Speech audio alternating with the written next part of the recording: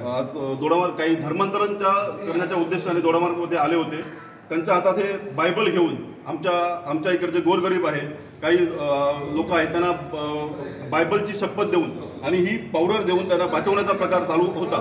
त्यामुळे काही समाजसेवक आणि काही हिंदुत्ववादी संघटनांनी तो आणून पाडलेला आहे। 4 वर्षापूर्वी दोडामार्गमध्ये अशीच परिस्थिती झालेली होती। 4 वर्षापूर्वी मग सगळ्यांनी सर्व दोडामार्गच्या लोकांनी जमून तो विषय बंद केलेला होता, पण आज पुन्हा दोडामार्गमध्ये हे डोकं वर करू लागलेले आहे।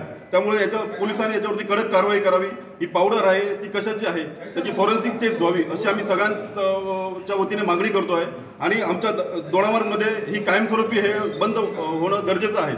त्यामुळे जर पोलिसांनी याच्यावरती कडक कारवाई करावी अशी आमची विनंती आहे। या नगरमध्ये आज काही हिंदू बांधव ख्रिश्चन धर्माचा प्रचारासाठी आले होते आणि त्यांनी बिलिव्हर्स या प्रचाराचा त्यांनी मंडप ठोकून आपल्या स्थानिक काही लोकांना, जे गोरगरीब लोक आहेत आणि जे अधू आहेत म्हणजे दुःखी आहेत, त्यांना हेरून त्या लोकांना आर्थिक नाही तर इतर बळबळ देऊन त्यांनी तो त्या ठिकाणी कार्यक्रम केला। त्यामध्ये त्यांनी की आपल्या धर्मात ख्रिश्चन धर्मामध्ये कन्वर्ट करण्यासाठी ते धर्मप्रचार आज त्या ठिकाणी करत होते। आज त्या ठिकाणी आम्ही गेल्यानंतर की आम्ही बघितलं की बाबा त्या ठिकाणी काही मंडळी या ठिकाणी गोव्यातनं हिंदू धर्माचे लोक, आपल्या हिंदू धर्माची लोक त्या ठिकाणी ख्रिश्चन धर्माचा प्रचार करतात आणि ते प्रचार आम्ही बघितल्यानंतर आमचे सर्व जे हिंदू बांधव आहेत यांच्या तळपायाची आत मस्तक लागली। पण महिला आज त्या महिला म्हणून त्या ठिकाणी सुटल्या।